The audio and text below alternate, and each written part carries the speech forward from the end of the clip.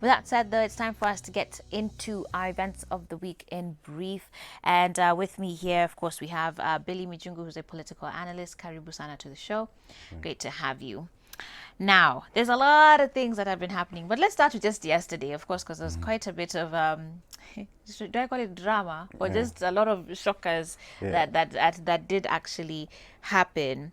And we saw there Moses Kuria, of course, sort of being, do I say ousted? Removed. Being removed, yes, from committees now. Yeah, transport, yeah. Tell us about that and your thoughts as far as just what is going on. Thanks for hosting, Jace, once again. Um, I think yesterday was very interesting. It's not like it was unexpected. I think we did expect some changes. I saw Moses Kuria was being hosted or removed as Vice Chair of Transport. From his tweets, he was very sad. Yeah, but it was expected. I think the president made indications that he will be working with people who are supporting his agenda. Right. And rightfully so. I think he has the right to design his government the way he deems fit, in a way that it can work. Because there is this narrative that institutions of parliament, executive and judiciary are distinct. But you know, they are all government and they work in an interconnected channel. I mean, they all receive money from treasury. Before you go to parliament, you belong to a political party, and the same political party is chair of the president, who is the head of the executive. So they are distinct but interconnected. So I think the president is right to forge ahead with the removal of people who he perceives as not loyal to his agenda. Yeah. But also yesterday, there was quite a number of other things. There's, some executive orders that were passed where now Nairobi county government, full takeover of some very key functions. Yes. A lot of people there tweeting that now Sonko is sort of they're calling him a ghost worker. It's a ghost worker. Jamini, Kenyans, ouch. Well, they call him a ghost worker, but is he really a ghost worker? I think there's some functions that were left for him, albeit not so strong. But even before we get to Sonko being a ghost worker or not, can you just explain this whole thing about office of the president versus the presidency, and why a lot of people are now saying this has also pushed out the deputy president from being in control of some of those functions as well? Is he being sidelined? He has never been in control anyway. He acts on the delegated authority of the president. He is a principal assistant to the president. So if that's the case, then why the need to make this executive order? Let us go back to 2013. We have URP and we have TNA. And these are people who go into a coalition. If you take the Israeli one, for example, the Israeli example where you have Gantz and you have Netanyahu, they come from different political parties. They are now in a coalition where one is supposed to serve to half the term, and then the other one takes over. More like what we had in 2013, where you share power. So it was a coalition. So under that arrangement, you could rightfully argue that there was all this presidency thing, not the president and the deputy president per se, which of course exists in the constitution, but the presidency as it were. So the two of them were principals. But in the current setup, where you have one party, one leader, everybody, the only person that counts is His Excellency the President. And therefore, I think in his wisdom, perceived to be political or not political, I think there needs to be a president and a deputy president. No, the president is no longer collegiate as it were before. Yeah. Okay. So it's understandable for him to actually just have the deputy president who he can allocate work as desirable, not quite make decisions. This is now his government. It's not Jubilee coalition. But government. it was supposed to be a marriage. It's not. The two are supposed to be working together. Clearly, it's broken. When you make, when you decided to merge the political parties, everybody had his game. The deputy president knows that he was going to make sure that he has as many members of parliament within the Jubilee party as possible. The president, in probably his mind, knew that once he is president, he has the full control and organs of the state, and he can do whatever he decides. And that is what is happening. So kila mtu alikuwa na game yake. So right now, It's you either win or not. The deputy president has not given him an easy time. It's not been easy. Let's be honest. Well, yeah. let's move on to now party politics, because clearly this has been the week where it's like everything is just happening at the same time. There's also now Raila and Ford Kenya affairs. Yes. The Orange Democratic Movement on Tuesday lashed out at Amani National Congress leader Musalia Mudavadi and Bungoma Senator Moses Wetangula for implicating its leader, Mr. Raila Odinga. ODM party leader, deputy party leader Wycliffe Oparanya and treasurer Timothy Bosire said neither Mr. Odinga nor the party was interested in Ford Kenya party affairs. Mr. Oparanya linked Mr. Mudavadi and Mr. Wetangula to DP William Ruto's Tanga Tanga faction, claiming that they should fully join Tanga Tanga. So there's, I guess we're bracing ourselves to sort of start seeing a lot of musical chairs and the climax of a lot of these battles and struggles coming to the fore. What are some of the things that you think we might see play out? Let's start from NASA fraternity. You go ahead, you remove Ochieng from the health committee. He complains that they have no right to remove him, but he says you are allied to us in your choice. Or the former MP who sat here, as the MP was called Karan. That's the only seat that was available, and we agreed in principle, regardless that you are competitor, to donate it for you. So they whip you if you can't toe their line, because they are the ones who sit in the selection committee. Then you move on to replacement of attempted replacement of Aisha Juma in the commission, in the Parliamentary Service Commission, and I do know that that is also coming for Aaron Cheruiyot, who is sitting at the Senate. Yeah, under Jubilee, that is coming for him as well. If NASA is doing it, then they're waiting to do it the other side. Then now it comes to Raila organizing. Curiously, and let's give them, it's not that they're saying this out of nowhere. Before the coup, 2 days, His Excellency Raila Odinga was also meeting the same members who did coups. So it has lent credence to him being the one who was supporting the sort coup. Of behind it. And these guys were also with Atwoli at some point. So it looks it's planned. just messy. It's very, very messy. So I don't know whether he's involved or not, but politics is about perception. The perception now is, if he met them the other day, what were they doing with him? Then they're the same people removing us. Then you should also be aware, ANC and Ford Kenya have been complaining that ODM, as a member of NASA, has been bullying them in Parliament. But in the description of Parliament, they are not parliamentary parties. So they have to angle around ODM to be able to survive. Sad as it is, but that is what it is. Oh my. It is what it is. It's a mess. Well, you know what? We need to take a break. But when we come back, I want us to talk about President Uhuru Kenyatta's urge to now change the constitution. That seemed to come out very strongly on Monday. Yes. We're also going to be talking about, you know, this tough decision about loosening restrictions. I want us to talk about Atwoli, right? He's also been making headlines this week. And even President Uhuru and Ruto, Deputy President Ruto's chemistry during the virtual Madaraka Day feat. Okay. And also Martha Karua might possibly be linking up, or at least forming a coalition of sorts, perhaps, with Mudavadi. We want to talk about all that as well. Lots for us to talk about. Send your feedback as well to 22999. We'll be back. Yeah.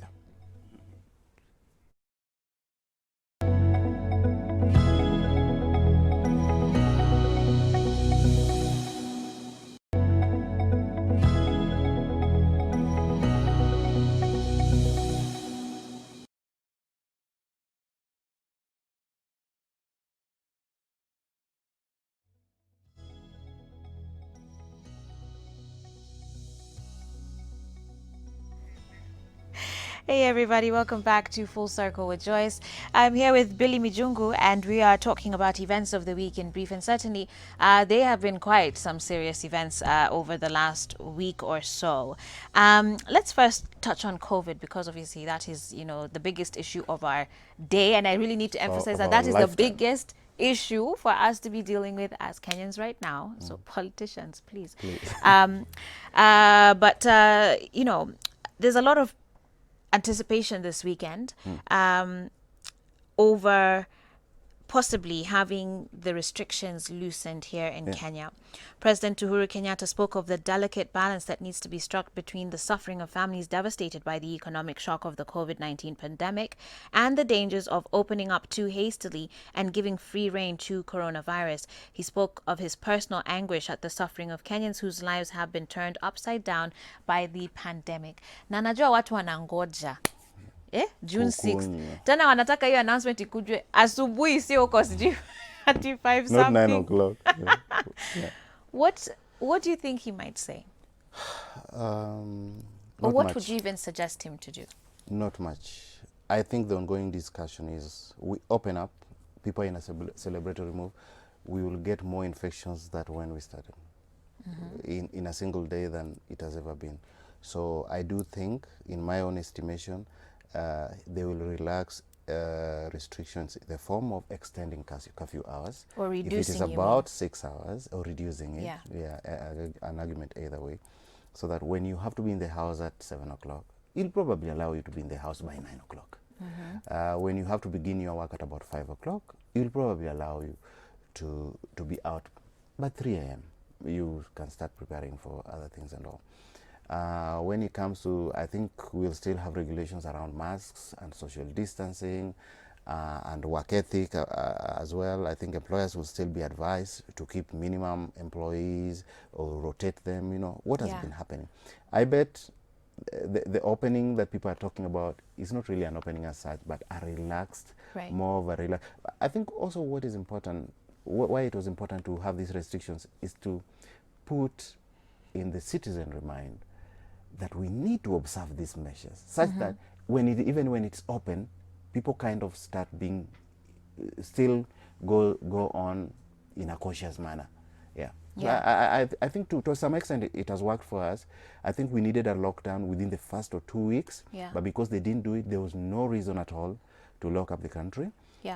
Because we have more cases than it's ever been. What about cessation of movement, though, between counties? I know people who've been stuck in Ushago since things were closed, and I'm stuck here. Can you live? I need to live at home. Okay. But, what about cessation of movement? I would actually suggest, what if, maybe next weekend, he says, okay, to allow people who are stuck, he says only over the weekend, you're then allowed to move. After that, you seize it back. That could be a possibility, or it could be business for them as well. As you know, our government, they might say you cannot move without a test certificate. You're allowed to move. Go home if you want, but you must be tested. So there are many avenues. That would still mean you're restricted. But spending 13,000 to get tested to move, then when you want to move again, I mean, you'd rather not move. So. Wow. So anyway, I guess time will tell on Saturday. But people should not get their hopes up too much. Not at all. Not at all. I pity people who are waiting to celebrate. It's not going to happen. All right. Let's talk about Atwoli, who is now apparently a nation kingmaker. Of course. The financially endowed trade unionist is obviously a key figure in the direction Western Kenya will take in the 2022 presidential election. He's emerging as the force to reckon with in Western as the country moves towards that general election. Could he sort of be the face of Ruto's opposition in Western Kenya? He recently hosted a delegation of dozens of Western leaders at his Kajiado home, which we also need to talk about because we can't be here telling people to social distance and then you have, a bunch of guys at your house.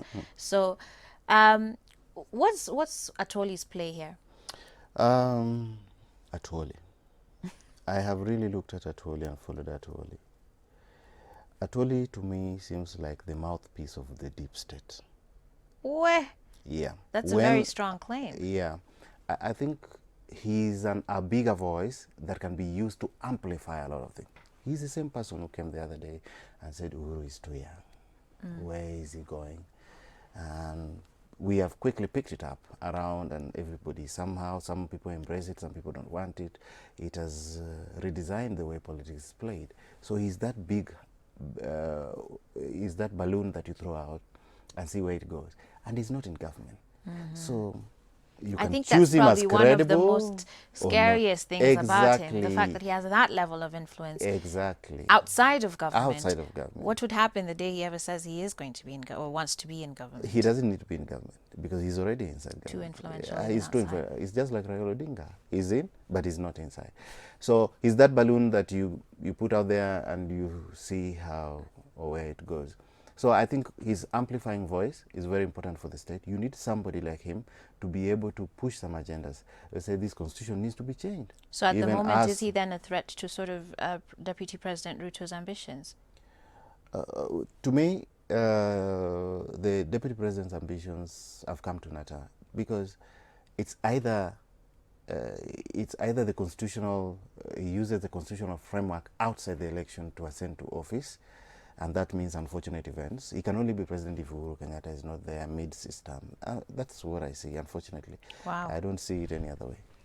Yeah. Let's talk about this referendum. Of course, we're seeing that the president is now urging, really, for there to be this change in the constitution. Yeah. On Monday, he gave almost pretty certain indication that Kenyans will hold a referendum on the Building Bridges initiative, perhaps next year. Yeah. He said the amendments he was discerning will deepen the country's democratic credentials and lead to a more inclusive society. Yeah. He pointed out that 50 years ago, Tom Mboya warned Kenyans against constitutional rigidity. Yeah. He said that the country yearns for political leaders committed to promoting not self, but what will transform people's lives in line with what the founding fathers yearned for. Yeah. Then, of course, he quoted extensively the late Jaramogi Odinga's book, which I just thought, had there not been this handshake, I really wonder if that would have been happening. Actually, I will remind you, there was a time, a Madaraka Day, where he mentioned all the heroes, but never mentioned Odinga. Yes, I remember very well. Yeah. So, to have a referendum or not to have a referendum is the big question now. You know, for you to change the constitution, the political enclave that Raila Odinga controls, you really need it. It is a very, very, very noisy one. If you have it and he has his own, it's very, very difficult. But let's backtrack even from there. Why do we need to change this constitution? For a long time, these are the same people who've been telling us about how we have one of the best constitutions in the world and we need to uphold the rule of law, as per guided by our constitution, which we spent a lot of money of our taxes to create. Yeah. And honestly, if you're to give an honest assessment, have we even completed a fraction of its implementation? No. So why are we coming to say that we need to then redo it? Seek ye the political kingdom. Oh Lord, and don't do all that. All shall fall in place. No. Actually, I'll be biased on this. And I was explaining to you earlier. While in Naivasha, we had a perfect Bomas draft proposal. All our institutions were anchored around a parliamentary system of government, a much stronger parliamentary system of government. Most of our institutions. When you look at the aspect of public participation, it's an aspect, it's a parliamentary aspect. What did they do in Naivasha? An ODM faction led by William Ruto selfishly went and mutilated the whole draft to give us a strong presidential system.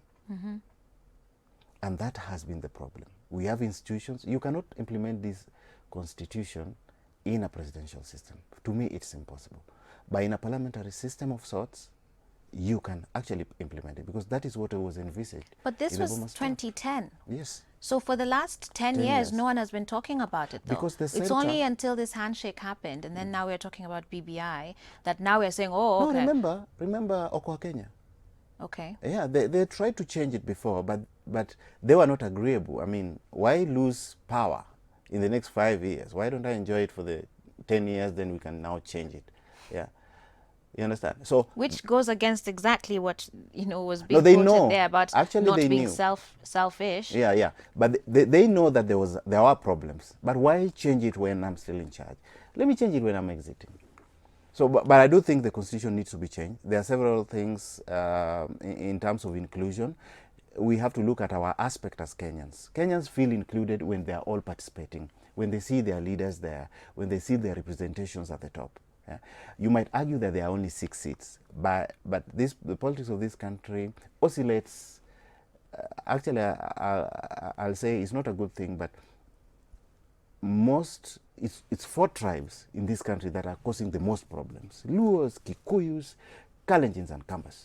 Those 4 tribes, they're the tribes that cause problems in this country. The others are quite malleable and accommodative and can choose a path. So it's the 4 tribes. So, well, if you accommodate people in an executive of about 6, you almost certainly get rid of the biggest planks of problems. But you also give opportunity But for other how is small that tribes to be able to lead. Look at Adan Duale, for example.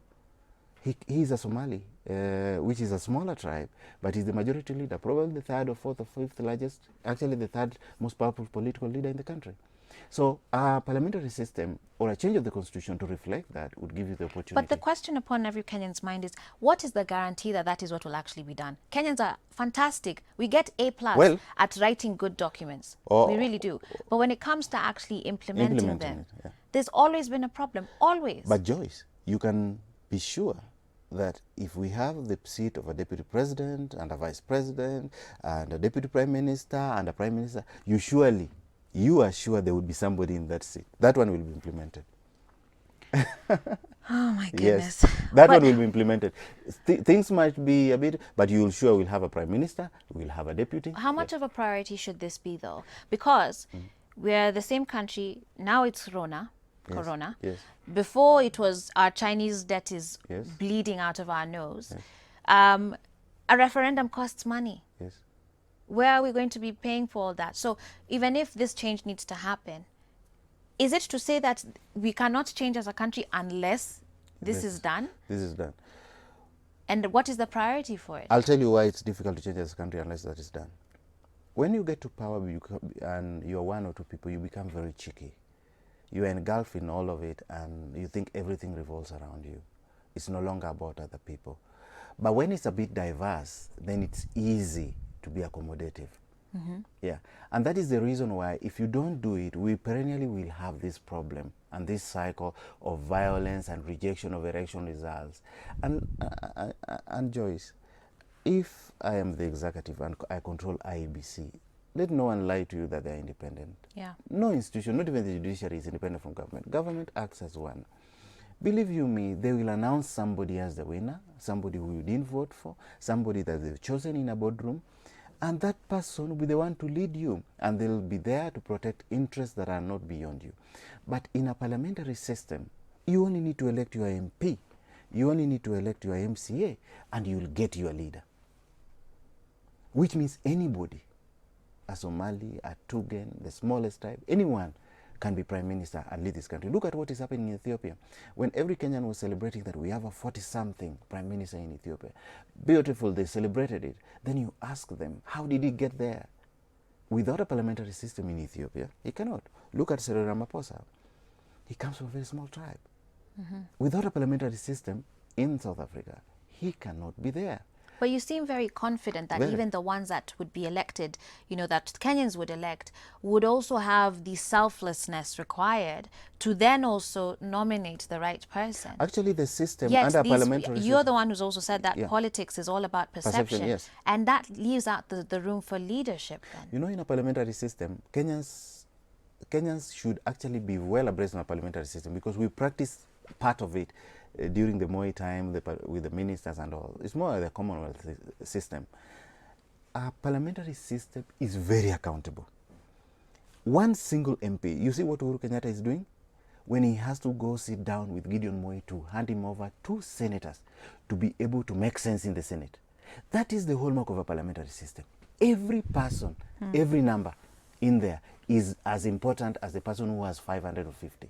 Okay. So if you look at his desperation to have Gideon Boy with his few MPs on board, that tells you how a parliamentary system will work. Look at Israel, for example. Yeah. In Israel, Netanyahu had to do a deal with Gantz to be able to run a government. Without that, so you like it or not, he will have to take on board policies of Gantz. It's give and take. Yes, which means things can actually move. Instead of doing a handshake, a parliamentary system will almost certainly be a handshake from start to the end of it. I have to wrap up, but so very quickly on these ones, like yes or no. Martha Karua is hoping then to sort of be an alternative voice to what we've been seeing as politics in this country, seeking to address those the issues rather facing Kenyans and forge a united nation, and is then in talks with Mr. Mudavadi, who's also busy solidifying his support across the country in readiness for the presidency come 2022. What's your take on that one? Martha Karua. An alternative voice from the both of them. An alternative voice. I think Kenyans have lost trust in Martha Karua, certainly for many reasons. Martha Karua resigned from government, not because of any reason, but she felt she was senior, and having played a role in the Kibaki succession, she should have been. She resigned. During the election in 2007, this is something that follows her to date. She did not care how they were going to be in government, regardless of whether they were following the law or not. They pushed it, and therefore Kenyans do not have trust. I do not think Musalia Mudavadi, Martha Karua, Peter Kenneth combination can deliver. But Musalia Mudavadi actually did stand out quite a while ago. Was it at the BBI thing? Yes. And he really stood out, you know, as a great orator, as a great sort of nationalist. Yes. So are you then saying that it is almost to his detriment to try and do this partnership? Well, everybody has his own arrangements. Musalia Mudavadi, the kind of arrangement he's making can only be under parliamentary system. Where will you get Martha Karua and where will you get Peter Kenneth to be able to get this vote? Musalia Mudavadi actually, to wrap it up, sells himself as a compromise candidate. Whoa. That is all he does all the time. Really? Nothing else. I've never seen him selling himself. He doesn't sell himself strongly as a person. He always sells himself as a compromise candidate. And I will tell you, he can be president. The reason why he can be president, the reason why he opposes BBI, in my own estimation, is because he knows that he is a very good compromise to the deep state when time comes. Regardless, they cannot trust Raila Odinga, they cannot trust Ruto with this kind of system. But surely, I'm sure they can trust Musalia Mudavadi. So he always sells himself as a compromise candidate. And he succeeded somehow to it, but it's becoming a bad brand for him. I need to wind up. Let's do it with your very brief comments on the chemistry between President Uhuru Kenyatta and Deputy President William Ruto at the Madaraka Day celebrations. In spite of the two men being at the center of the ruling party's wars, they did kind of lit up the occasion with acts that were mostly seen during their first time. You know those times when they used to come running out with their matching ties? And even this one, they had matching ties. Yes. Was it a genuine conversation between two old friends? You know, at some point I wondered if they were arguing just from the body language. Or a public show in the midst of a political storm. The DP, who invited Raila to speak during the event, referred to him as his brother and friend and described him as a national leader. He also called on Kenyans to emulate President Kenyatta and foster unity across the political party lanes. Very briefly, your final comments. What do you expect, Joyce? It's a state event. The office of the Deputy President is under the state and should actually play a role during Madaraka Day. He had politics, haina hasira, you know, alipangia Uhuru, saizi Uhuru anampangia, so they could have actually been laughing. I say, hey, Jama, I know I dealt with you in the elections, but this time, sawa tu. And then they laugh over it and say, tutaona, baadaye. So unfortunately, while those guys are laughing, Kenyans are the ones who are suffering. So, but no, actually, if you see the commentary between them, the Kalenjins, if you look at the social media, the Kalenjins who have been bitter against Uhuru kind of breathe. Yeah, you know, so it's okay. It's okay. Yeah, that's how it's played. Thank you for your time, Billy. Unfortunately, my time is up. I do appreciate you. We had a lot to cover today. Yeah, I noticed. Unfortunately, we've not. I wish we could have more time to dig deeper into some of them, but you know, there's always next time. Anytime. So, asante sana. With that said, guys, we need to take a break. Let's wrap it up on a lighter note, and we're going to be meeting the Queen of Meru Comedy after this. Stay tuned.